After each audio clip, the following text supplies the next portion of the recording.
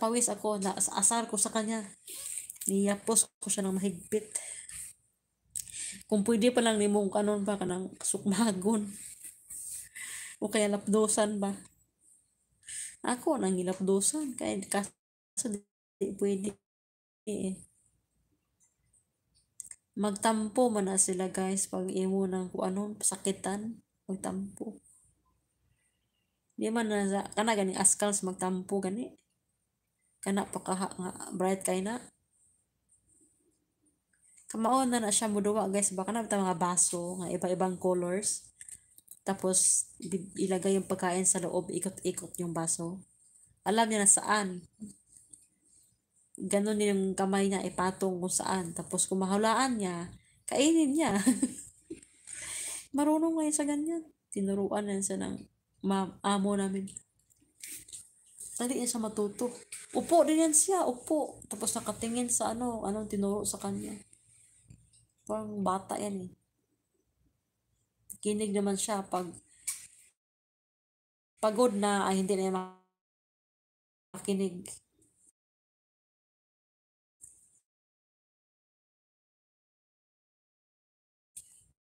Tingin-tingin na yan sa amin. Sabi siguro pagod na ako. Ayan guys, naka na ako. Naka-isa't kalahati. Thank you so much.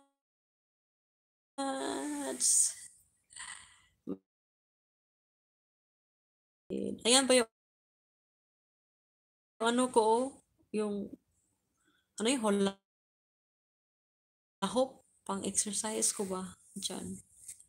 Sipag-sipag ko kaya dati guys mag-hulahop. Kahit nung may YT pa ako, hindi ako nag-serious ba. Nagising ko ng alas 4, ako papawis. Doon sa labahan.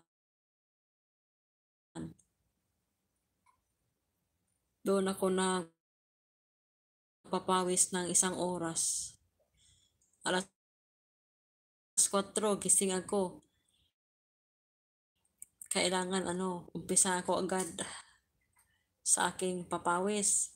Pag dating alas 5, maligo na ako. Ganon yung ginagawa ko. Tas ngayon na natin ko kay kuan man nag-focus ko. Di ba masarap sa pakiramdam yan? Yung ganyan ginagawa ko noon. Ngayon, tinamad ako ngayon. Kunting papasingot-singot lang. Doon sa labahan. Hindi talaga gaya dati. 1 oras pa ako Ngayon, wala na. Tamad na ang manang. Lang naman kasi yun. Pag mag-exercise kasi tayo ay nakakatulong din sa katawan natin ba? Hindi naman pasiksi. Kailangan natin yan. Sa ating katawan na papawis. Kaya ngayon, tinamad na ako eh. Dati, pag linggo dito, sipag-sipag ko magtrabaho kasi inisip ko, pag matapos ko sa trabaho, magpapawis na ako. Ganun. Ngayon, wala na. Excited na tapusin ka para magtingin sa cellphone at maghanap ng sinong may premiere. Ganun. Laki ang pinagbago.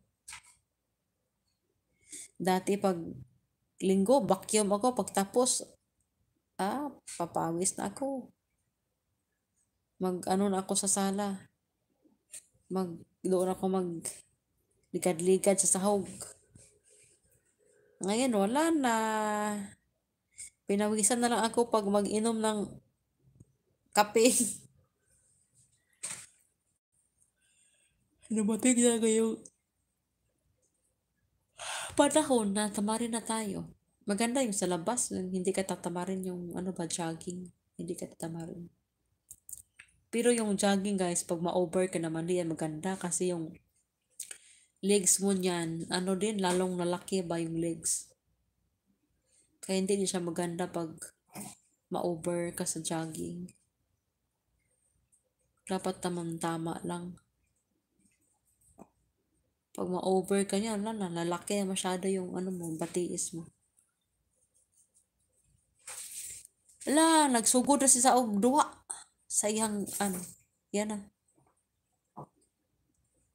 Aho ko na rin ikuan, be.